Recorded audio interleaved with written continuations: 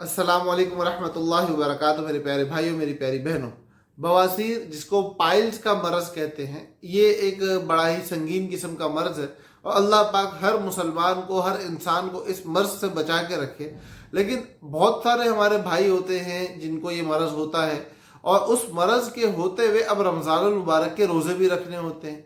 तो इस हवाले से तीन बड़े मसाइल आते हैं। इन तीनों सूरतों को अच्छी तरह समझ लें और जितने इस तरीके के साथी हों उन तक इस वीडियो को ज़रूर पहुंचाएं। देखो, पहली बात क्या है, वो ये है कि बवासीर के मरीज़ के लिए रोज़ा रखना कैसा है जबकि उसको इस मरज़ से तकलीफ़ होती हो, पहली बात। दूसरी बात यह है कि बवासीर का मरीज़ अगर रोज़ा रख लेता है तो अब अपने दानों वगैरह पे दवाई का इस्तेमाल करना और दवाई और तेल या कुछ इस तरीके की चीज़ें लगाना, इसके बारे में शरीयत क्या कहती है। और तीसरी बात यह है कि बाज़ औक़ात बवासीर के जो दाने नाली में अंदर की तरफ होते हैं वो पखाने के साथ बाहर आते हैं, फिर इस्तिंजे के बाद गीले होकर धुल के वापस अंदर जाते हैं। तो ऐसी सूरत हाल के अंदर ये दाने जो बाहर आके वापस अंदर गीले जा रहे हैं, इसकी वजह से रोज़े का क्या हुक्म बनेगा।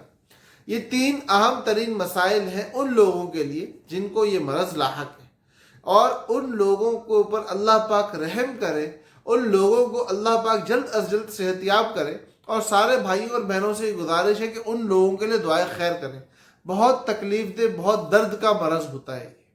अब खैर किसी को अगर ये मरज़ है तो उस बंदे के हवाले से इन तीन मसाइल में क्या हुक्म है। पहली बात, अगर किसी को बवासीर का मरज़ है, रोज़ा रखने से तकलीफ़ होती है, दाने फूल जाते हैं, खून जारी हो जाता है और इस किस्म के दीगर मराहिल उसके ऊपर आते हैं और तकलीफ़ बहुत शदीद हो जाती है, तो ऐसे बंदे के लिए रोज़ा उस वक्त छोड़ के सेहत याबी के बाद रोज़े की क़ज़ा करना जायज़ है।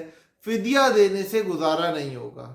हाँ, अब ये मरज़ दायमी हो जाता है और मरज़ुल मौत में तब्दील हो जाता है और मौत तक ये मरज़ जान नहीं छोड़ता, तो उस सूरत में फ़िदिये से काम चल जाएगा। लेकिन अगर सेहत याबी आती है तो फिर फ़िदिये से गुजारा नहीं होगा, रोज़ों की क़ज़ा करनी पड़ेगी सेहतयाब होने के बाद, पहली बात।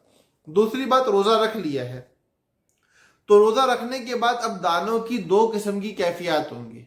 या तो दाने नाली के अंदर की तरफ और काफ़ी अंदर तक होंगे या बिल्कुल सिरे पे होंगे। तो अगर इन दोनों में से कोई भी कैफियत हो, दवाई लगाना मकरूह तो लाजमी है, दवाई लगाना मकरूह लाजमी है। और अगर अंदर की तरफ दवाई लगाई गई कि जहाँ से मैदा खुद जज्ब कर लेता है अंदर आए हुए मवाद को, उस जगह तक अगर दवाई को पहुँचा दिया गया तो रोज़ा फासिद हो जाएगा। इसी तरह इस्तिंजे के साथ जब पानी खुद लगाया तो उस पानी के साथ दानों से पानी लगने के बाद वो दाने जब वापस जाएंगे तो उसके साथ जो पानी अंदर जाएगा उस पानी की वजह से भी रोज़ा फासिद हो जाएगा। तो इसलिए ये याद रखें कि बहुत ज़्यादा एहतियात करनी है इस्तिंजा वगैरह में भी, कि इस्तिंजे के फ़ौरन बाद उन दानों को खुश्क किया जाए, फ़ौरन उनको खुश्क करने का एहतमाम किया जाए और अल्लाह से आफ़ियत और खैर मांगी जाए कि अल्लाह पाक इस आजमाइश से, इब्तिला से जल्द अज जल्द आपको बाहर निकाले, क्योंकि ये बहुत दर्दनाक और बहुत परेशानी का अमल होता है। अल्लाह पाक हर मुसलमान की, हर इंसान की ऐसी बीमारियों से हिफाजत फरमाए और सबके लिए खैर और आफ़ियत वाली ज़िंदगी अता फरमाए। अल्लाह पाक हम सब का हामी व नासिर हो। अस्सलामु अलैकुम व रहमतुल्लाहि व बरकातहू।